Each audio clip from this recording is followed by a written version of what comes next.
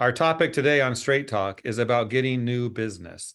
If you own, operate, or manage a cleaning company, you value those occasions when a prospective client reaches out to you and asks for a bid or quote for your services. And it's really depressing when those requests don't come in. I think Randy Burke, who's here with me today, the CEO and founder of DCS Global, would agree with that. Randy, welcome to the program. Yes, thanks so much, Jeff. Yeah, this is a big time in any contractor's life when these major contracts, and sometimes they've had them a long time, yeah, come up for renewal, or they're going to RFP. And Yeah. I think the key thing is these days, there's options. Let's start with this one. What are you seeing? How companies are going to market for cleaning services that they need? Yeah, it's really different post-pandemic right now. In a lot of cases, the strong relationships have been built during the pandemic, and there's a lot of reticence to change contractors, which is good for the incumbents. But how do you do that? So what we're seeing really is that the situation with labor shortages, those strong relationships, you know, and the sensitivities around occupancy and how they've managed to renegotiate or get cleaning working post-pandemic is important. So I think there's a lot of impetus to stay with the existing contractor. So looking forward, I mean, its timing is everything. So as your client starts, your contract's coming up in time, or they're making noises about going to bid or such, you might consider, hey, what about we just renegotiate? And the challenge with that is governance. So there's this feeling in a lot of organizations they've got to go to bid every 3 years, and that's a reality of to some degrees. It's actually often written straight into their operating system. So getting a qualified third party to actually shepherd that and do a market study towards renegotiation. Often you can avoid an RFP and get a very friendly renegotiation.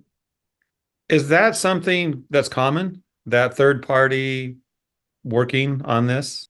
Yeah, we've been doing it for 20 years, but it's kind of in the background. But now it's come forward for the reasons I just mentioned, post-pandemic.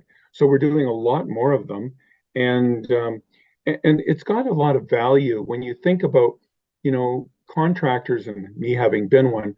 You've always got sort of things that you're trying to manage for the service level. Let's call them challenges that maybe the client doesn't quite realize.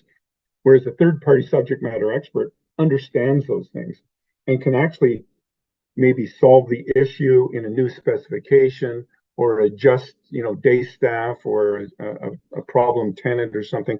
So often there's a background story that can be put together by the subject matter expert, with a new spec, with a new sort of offer to the client. So that's what essentially what happens is the client would say, okay, let's look at a third party renegotiation, and we actually treat it, and somebody should treat it just like as if I was bidding it, although not. So, but get into it. What are the spec changes? What is the wage rates changes? What does the labor productivity look like? Put all that together in an operating system. And what we would do is we would check with the contractor and the service provider and say, how does that look? Because they're going to have to live with it. And then at the same time, we know the market well enough that we can say, okay, well, market rates, for productivity or even wage rates or something, you might be a little off, low even or high. So we'll put this together, show it to a draft to the client, get their approval, get their tweaks, and then we kind of go back and forth until the time comes that we're actually delivering to the client all the tools that they need to sign a contract, a new spec, a new price sheet, probably a contract model, all those things. But it's already been sort of back and forth so that it's going to work. Okay. So are there any other things that need to be in place for this to happen, to succeed? Yeah, there are. Again, timing is important. Service providers have to make sure that things are going well. You know, there's there's no skeletons in the closet.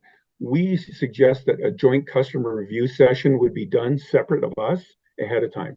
Get in there, and find, look at any old issues or what the new issues coming up.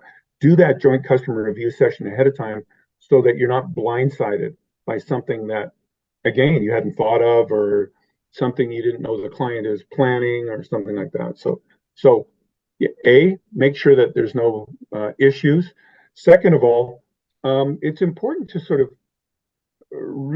bring the relationship, refreshen it. It could be a lunch or something like that. Just just do that. I think that's really important. And also, probably better that the service provider or contractor do a little bit of a market assessment themselves. If it was going to bid, you know, what would I be looking at that I need for an increase, or what would change or whatever. Just get your head around it, just in case when you're sitting in front of the client suggesting it, they may say, hey, let's just do it, you and I. Unusual, but you better be ready. Yeah, it sounds everyone wants others to succeed, right? When you're hiring a company, you want to make sure they're winning as you want to win. So this sounds like a nice way to get there. But how Mhm. are clients discovering this option? Well, obviously, we're offering it. I mean, it's out there to the market, and actually, we've got a global summit coming up. Watch your feeds, everybody. It's going to be the last week of January, um, and there'll be a lot of information from us on what's going on. But this will be included. But actually, clients are finding out mostly from their contractors is that you know clients seem to want to renegotiate. And so they're looking for solutions like this. And I think that's something that, again, the governance issue can be solved pretty simply. So be open to it, suggest it, and see what happens. I don't think there's a downside. Okay, let's wrap it up. Do you have any final thoughts for those watching to succeed in 2024, which is where we're at now? Yeah, Thoughts from exactly. Randy. Yeah, well, it's a complicated market. I think what people are really going to have to watch as we go forward is occupancy. Where is the density? Where is it not? So you want to be fluid in your operating systems. I think technology is going to be increasingly important around sensors, not necessarily the whole building, but if you can put some sensors in, or the client can, they're pretty cheap. So you can now get a sense of traffic flow. I think that's going to be important. And finally, when I think about post pandemic, there still is sensitivity around sanitization. So make sure you're getting some kind of hygiene auditing done, so that God forbid we get another, COVID's out there, we know that. So if we get another big hit, you're kind of not caught unprepared. So important with what we just went through to be ready for what could happen. Yeah. Randy, great advice. Thank you for this. Always my pleasure. Thanks so much, Jeff. Take care.